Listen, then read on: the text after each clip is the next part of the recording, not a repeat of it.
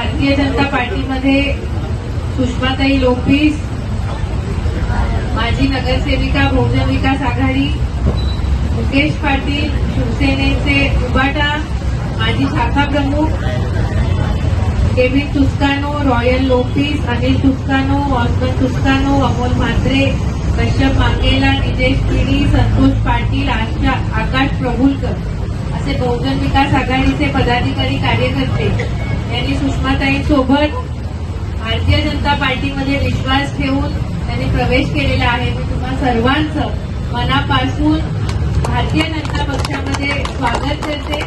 भारतीय जनता पार्टीच्या या परिवारामध्ये तुमचं सगळ्यांचं स्वागत आहे आणि आपण सगळेजण एक कुटुंबाचं सदस्य म्हणून काम करतो. देशाच्या सर्वप्रथम देश, मग पार्टी आणि मग स्वतः हा एक विचार घेऊन आपण सगळेजण चाललेलो आहोत आणि या विचारावरती विश्वास ठेवून सन्माननीय नरेंद्र मोदीजी, सन्माननीय देवेंद्रजी फडणवीस आणि इथल्या स्थानिक नेतृत्वावर विश्वास ठेवून तुम्ही सर्वजण आज प्रवेशकर्ते झाला आहात. मला अतिशय आनंद होतोय आणि तुमच्या येण्याने भारतीय जनता पार्टीची ताकद ही द्विगुणित होणार आहे, वाढणार आहे.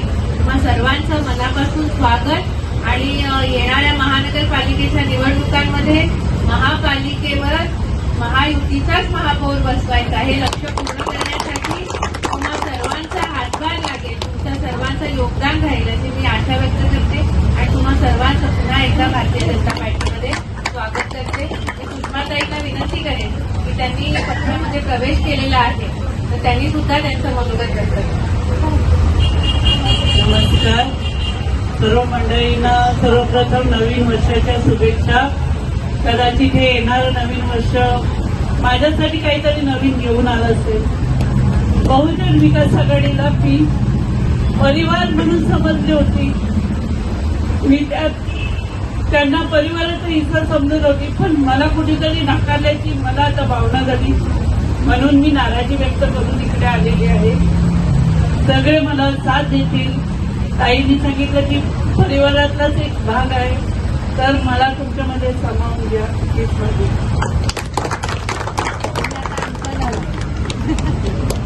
भारतीय जनता पार्टीचा मी यांना सुद्धा विनंती करते की त्यांनी सुद्धा आपलं मनोगत व्यक्त करायचं. या मुकेश भाऊ, आता आपण एकत्र आहोत. तुम्हाला जे बोलायचं ते पार्टीबद्दल बोला, पण याच्याबद्दल नका.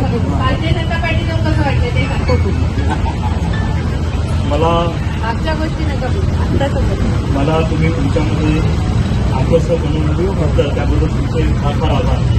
आम्ही यापूर्वी तुमच्या बाबांसोबत काम केलंय, त्यामुळे आम्हाला माहिती आहे तुमचा स्वभावही कसा आहे, त्यामुळे आम्हाला भरपूर आनंद आहे.